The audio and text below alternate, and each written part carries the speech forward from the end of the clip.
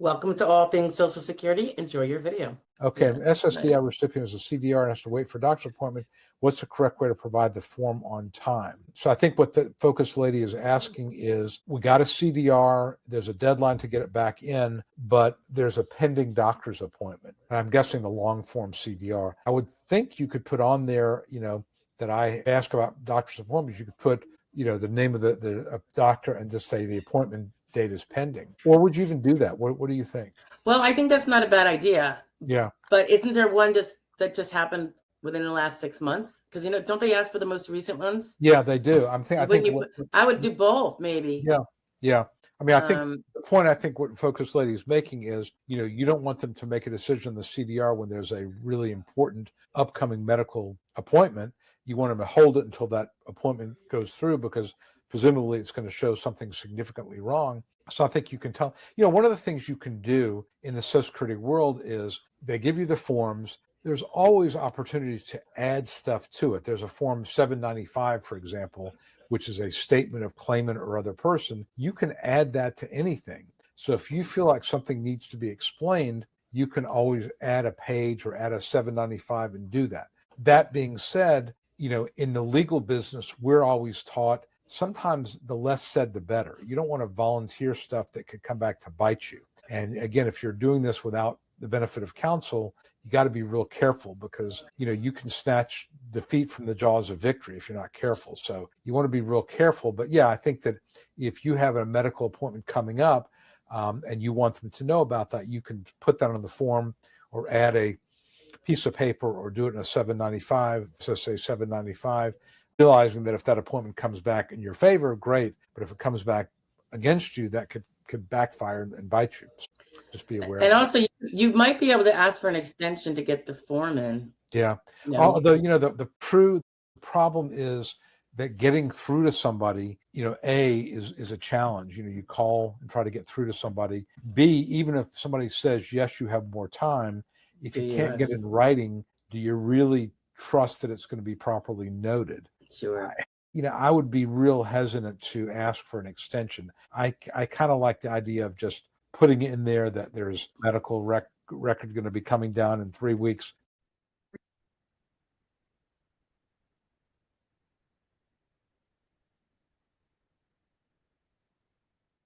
Hey, let's talk about the concept of treating for your impairments. Okay, when I refer to treating, and this is how most of my colleagues refer to it when we're speaking generally, treating, it's about following up with the medical providers. It means showing up. It means being monitored, being followed, having regular appointments, even if there's not something momentous going on. This came up in the context of a CDR with someone with chronic, ostensibly incurable conditions, such as COPD, congestive heart failure, that kind of thing. The important thing that you have to take away is that despite the fact that there might not be a cure, there's not a therapy that's going to cure you. You still have to go for treatment, which what we mean by that is the kind of activity that's going to generate medical evidence. And that means the doctor's appointments, showing up. They're going to probably do blood tests, take your blood pressure. If it's COPD, you might be going to a pulmonologist and getting PFTs on occasion.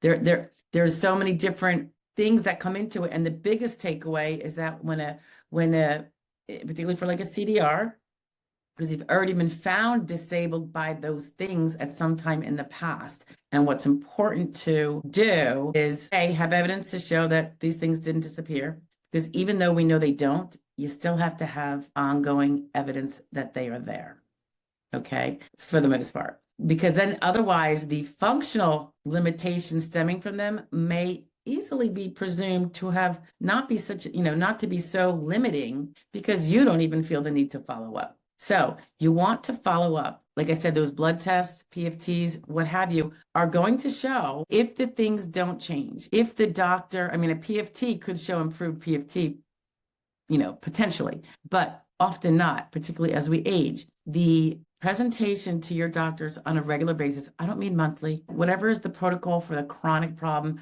at this point, now that it's kind of as best treated as it can be, which again, that's not curative. That's just ongoing, hoping to stave off, a worse situation as long as possible. By doing that, when you go to the doctor and he doesn't change any of the protocol that you're under, whether it's the frequency of the visits now or change in medication, it's de facto is suggestive of the fact that you have not improved because everything is still the same. Boom, boom, boom. The SSA knows when something's a chronic condition that is incurable, and COPD is right up there with that. So the going is what provides the proof that it has not improved. Not going at all is suggestive of improvement in a sense, because people who are the same and found it to be so disabling that they no longer work, you know, they were going before, now suddenly they don't feel the need. It's the implication. So when we say go for treatment, it is about the follow-up. When we're in an active case, when we're trying to prove the disability, that's a little bit different. That's a little bit more onerous. But the burden to, from a practical standpoint, after we prevailed and we're you know, we know we're going to be looking down a CDR, of course, right, is to maintain that basic illustration from the medical records that there has not been improvement, or any improvement is very minimal. And you can do that by continuing to just go when you're supposed to go to your PCP. If you have a specific problem like COPD, you'd have a pulmonologist, right? And just go during the amount of frequency that they say is appropriate for someone with your condition. Remember, you've already won. So continue on that thread. Of course, if things get worse, you jump on it. But if they don't, and hopefully they don't, just maintain that proof by going. Continue with the complaints as they have been, if they maintain, you know, and get it documented. That's all it is. It doesn't have to be weekly or monthly, because goodness knows with these chronic issues, sometimes it's a little less frequent than that. Again, because there's not like a particular boom, boom therapy that's going to make it improve. The lack of change in medications can be suggestive of no improvement. Obviously, if the medications become more onerous, it shows perhaps a worsening, even if, you know, to the extent that they don't write down maybe your complaints, when you can show, if you happen to show, and you don't have to, again, status quo can be fine with CDRs because you're just trying to show you didn't improve, right? So the same medication is not troublesome to me. If the medication has been upped or a change because it's become less effective, maybe your blood pressure has been running high or whatever other objective diagnostics about that there are, or you've had more symptoms, same on the COPD side and things related to that, emphysema. You know, the change in medications usually occurs when there is something not working right with the old one and they're trying to tweak it. So that can be a help, not good for your health, and I'm sorry about that, but helpful to your arsenal of evidence in your back window, so that when you get to that CDR, and of course, all of that applies to when you're fighting a case, except you have to do it a lot more, boom, boom, a lot more aggressively, robustly, that attention to your medical problem. As I always say, when we're fighting a case for, you know, an initial award, your medical treatment to me is your priority job. I used to sometimes say, that's your full-time job, but it's not really full-time because you're not going 8 hours a day, 5 days a week.